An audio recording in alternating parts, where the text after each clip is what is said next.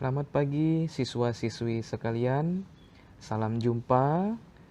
Di video pertama ini, Pak Guru akan memulai dengan KD 3.1 menjelaskan ada 3 materi yang akan masuk dalam pembahasan KD ini.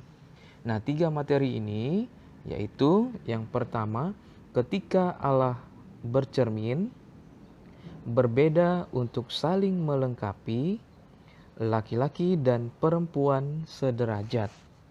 Nah, dalam materi ini yang akan Pak Guru jelaskan dalam video ini, kita akan tahu lebih dekat lagi tentang diri kita, diri pribadi kita, yang dimana kita merupakan makhluk ciptaan Tuhan yang secitra, segambar dengan Tuhan, walaupun kita perempuan dan laki-laki diciptakan, namun kita sederajat. Nah, seperti apa lebih lanjutnya? Mari kita dengarkan penjelasan dan simak penjelasan berikut ini. Nah, materi pertama kita yaitu ketika Allah bercermin. Nah, dari judulnya saja kita akan membahas berkaitan dengan cermin. Nah, siapa yang belum pernah bercermin? Cermin, kita akan melihat wajah kita, melihat keseluruhan badan kita, melihat apakah ada sesuatu di wajah kita atau keseluruhan dari anggota tubuh kita.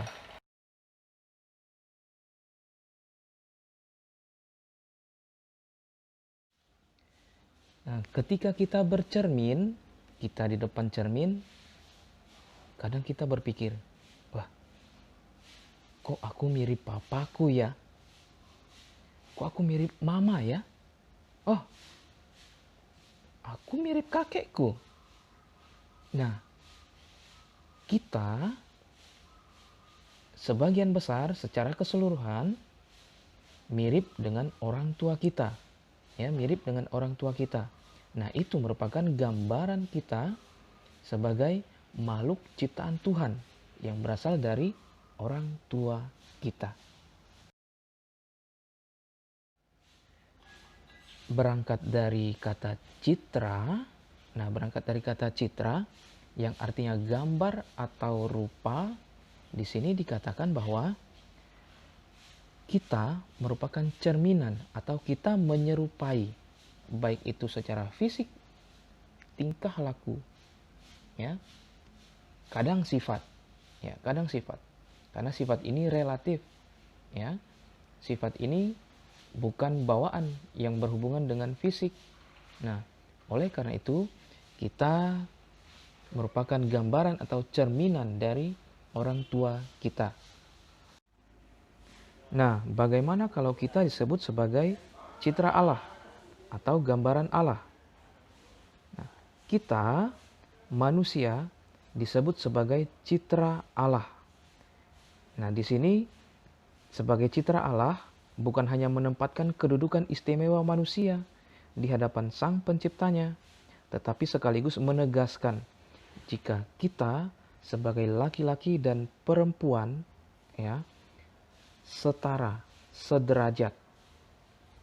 Tidak ada yang lebih tinggi, tidak ada yang lebih menguasai, baik laki-laki maupun perempuan. Di hadapan Allah kita sederajat.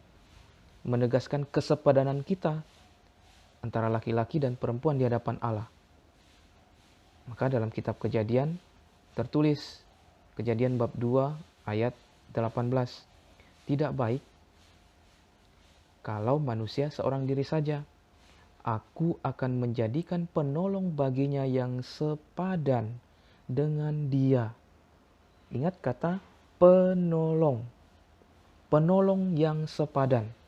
Artinya, perempuan yang diciptakan kemudian setelah laki-laki bukan sebagai pembantu yang harus ditindas atau disuruh bekerja atau apapun itu, diperbudak. Perempuan adalah penolong yang sepadan.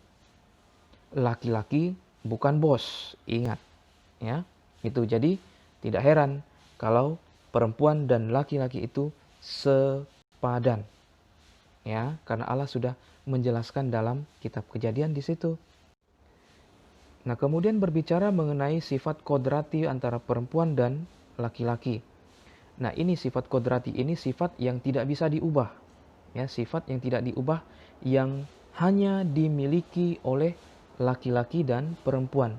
Sifat kodrati inilah yang membedakan antara perempuan dan laki-laki. Ya, sifat kodrati ini yang tidak bisa disama-samakan. Nah, namun bukan berarti dengan sifat kodrati ini perempuan dan laki-laki ini memiliki perbedaan yang dapat menjadikan jurang pemisah antara laki-laki dan perempuan. Justru dengan keistimewaan secara kodrati inilah yang menjadikan perempuan dan laki-laki ini saling melengkapi. Ya, saling melengkapi. Mereka menunjukkan perannya masing-masing, tanggung jawabnya masing-masing, namun pada akhirnya mereka saling menyempurnakan.